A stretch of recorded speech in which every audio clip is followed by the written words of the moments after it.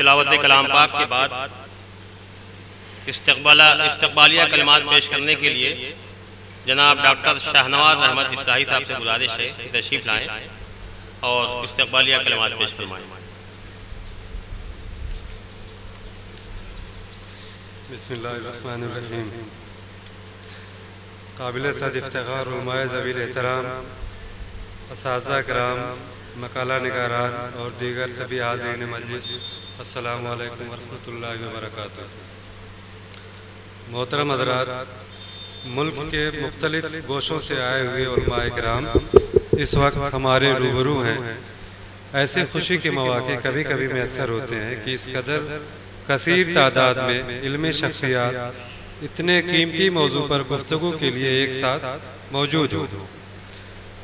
मोहतरम हज़रात, अव्वल ज़िक्र मैं समीम क़ल्ब से आप तमाम हज़रात का शुक्रिया अदा करता हूँ कि आप जैसे मसरूफ़ तरीन हज़रात ने अपने मसरूफियात के बावजूद हमारी दावत पर अपना कीमती वक्त निकालते हुए मुल्क के मुख्तलिफ हिस्सों से सफ़र की सोबतों को झेलते हुए वक्त मौऊद पर यहाँ तशरीफ़ लाए। मेज़बानी के फ़राइज़ को जहन में रखते हुए वुसात भर यही कोशिश रहेगी कि दौरान क़याम आपको किसी भी तरह की कोई दुश्वारी न हो। फिर भी मेज़बानी के इन फ़राइज़ की अंजामदही में लाइल्मी में होने वाली कोताहियों का पेशगी एतराफ़ करते हुए माज़रत ख़्वाह हूँ। सेमिनार के दौरान अगर कोई बात दिल शिकनी की बाइस हो तो बर वक्त अपने कीमती मशवरों से नवाजें ताकि बर वक्त और आइंदा भी उसकी इस्लाह मुमकिन और यकीनी बनाई जा सके। मोहतरम हज़रात, आज के इस बैनुल अक़वामी सेमिनार का मरकज़ी उन्वान है मौजूदा मसाइल और उनका हल, और उसके साथ ही ज़िमनी अनावीन की एक तवील फ़हरिस्त है जो समाज और मुआशरे से मुताल्लिक़ है और उमरानियात के मुख्तलिफ शोबाजात पर मुहित है। अब चाहे वो हमारी तालीम का मसला हो, हमारे शादी ब्याह और उसमें होने वाले मुख्तलिफ रसूमात जिनकी अंजामदही में हमें इतना भी शऊर नहीं रहता कि इनका हमारी शरीयत से कोई ताल्लुक़ है या अग़यार से। इसी तरह से हमारे शब रोज़ का मामला कि हमें किस तरह सोना है, किस तरह बैठना है, किस तरह का लेन देन होना चाहिए और किस तरह का रब्त हमारा अपनों के साथ और किस नवीयत का अग़यार से होना चाहिए, हत्ता कि हमारी माईशत और सियासत पर भी मजबूत गिरफ्त बनानी होगी, वरना हम दूसरों के हाथों की कठपुतली बने रहने पर मजबूर रहेंगे। इन तमाम में तालीम का मसला अहम तरीन मसला है और तफसील तलब भी है, क्योंकि इसमें बुनियाद से लेकर असाज़ा और फिर निसाब तक का मसला शामिल है। यह मसला सिर्फ इस तौर से हल नहीं किया जा सकता कि बच्चों को स्कूल तक पहुंचा दिया जाए, बल्कि स्कूल का इंतखाब कैसे करना है ये बहुत मायने रखता है। हर स्कूल का अपना नस्बुल ऐन होता है। निसाब, असाज़ा व दीगर सहूलियात वो अपनी मर्ज़ी से तय करते हैं। यानी आसान ज़बान में ये कहा जाना दुरुस्त होगा कि आपका या हमारा बच्चा किस तरह के माहौल में परवरिश पाएगा ये स्कूल तय करते हैं। इन सारी बातों को जब सामने रखा जाता है तो पता चलता है कि हमारे बच्चों को परवरिश के लिए जिस तरह की आबो हवा दरकार है वो मुश्किल ही से कोई स्कूल फराहम कर पाता है। अब यहीं से हमारी जिम्मेदारी बढ़ जाती है और मैदान अमल में शुरुआत भी होती है कि अपनी कौम की तालीम व तरबियत के लिए हमने क्या इंतज़ाम किया है, हमने अपनी मईशत का कितना फ़ीसद इस काम पर सर्फ किया है।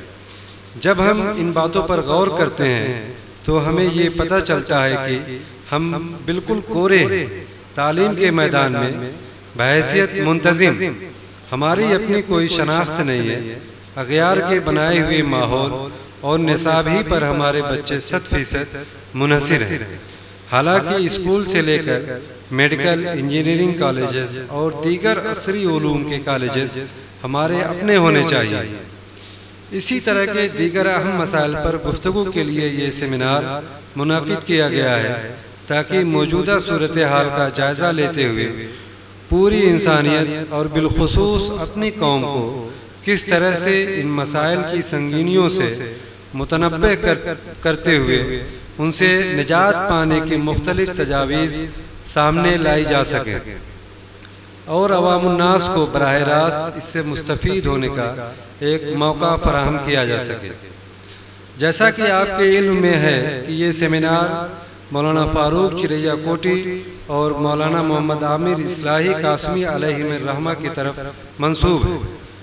मौलाना फ़ारूक चिरैया कोटी अलैहिर्रहमा का ताल्लुक़ चिरैया कोट कस्बा से था, जो उस वक्त आज़मगढ़ का हिस्सा था, लेकिन अब ज़िला मऊ का हिस्सा है और यहाँ से महज 3 किलोमीटर की मसाफत रखता है। मौसूफ एक बैनुल अक़वामी सतह की हमागीर शख्सियत के हामिल थे और आपकी इल्मी कद्दुकामत बताने के लिए महज इतना ही बताना काफ़ी होगा कि आप सर सैयद अलैहिर्रहमा और अल्लामा शिबली नोमानी अलैहिर्रहमा के उस्ताद थे और अल्लामा शिबली नोमानी को शिबली का खिताब आप ही ने दिया था। जहाँ तक मैं समझता हूँ कि ये दोनों शख्सियत अपने लिए किसी भी तारुफ के मोहताज नहीं हैं। मौलाना मोहम्मद आमिर इस्लाही कासमी अलैहिर्रहमा का ताल्लुक़ इसी गांव से था। मौसूफ नहायत ही शरीफुत्तबा करीमुन्नफ्स तबीयत के मालिक थे। बहैसियत तालिब इल्म और एक कामयाब मुदर्रिस मौसूफ की उम्र का एक बड़ा हिस्सा मदरसतुल इस्लाह सरामीर आज़मगढ़ की नज़र रहा। आखिर के चंद साल उन्होंने इस मदरसे की भी आबियारी की और तकरीबन 8 साल मौसूफ ने इस मदरसे में दर्स व तदरीस का फरीज़ा अंजाम दिया। यह मदरसा अरबिया ज़ियाउल उलूम एक सरकारी इमदाद याफ्ता मदरसा है। इसकी बुनियाद 1960 में बदस्त मुबारक मौलाना अब्दुल कारी कासमी अलैहिर्रहमा नाज़िम मदरसा हयाउल उलूम मुबारकपुर आज़मगढ़ एक मकतब के शक्ल में रखी गई, जो गांव और कुर्बो जवार के माली ताउन से चलता रहा। 1989 में बाकायदा सोसाइटी का रजिस्ट्रेशन कराया गया, जिसके मातहत ये मदरसा चल रहा है। 1995 में मौलवी मुंशी बोर्ड इम्तहानात के लिए मान्यता हासिल हुई और फिर 2005 में इसको सरकारी इमदाद याफ्ता मदारिस की फहरिस्त में शामिल कर लिया गया और आज यहाँ अल्हम्दुलिल्लाह आलिम मसावी इंटरमीडिएट तक की मुफ्त तालीम का इंतज़ाम है, जो बहुस्न खूबी माहिर और सलाहियतमंद असातिज़ा की निगरानी में चल रहा है। मुफ्त तालीम के अलावा दीगर सरकारी मुराद भी यहाँ के तलबा को वक्तन फ़ौक्तन हासिल होती रहती हैं। मसलन रोज़ाना दोपहर का खाना दूध और फल के साथ, मेडिकल जांच और छोटे बच्चों को मुख्तलिफ बीमारियों से बचाव के लिए मुख्तलिफ किस्म के टीके वगैरह भी लगाए जाते हैं। और ख़ास बात यह है कि ये सारी सहूलियात सरकार की तरफ से बिल्कुल मुफ्त फराहम की जाती हैं।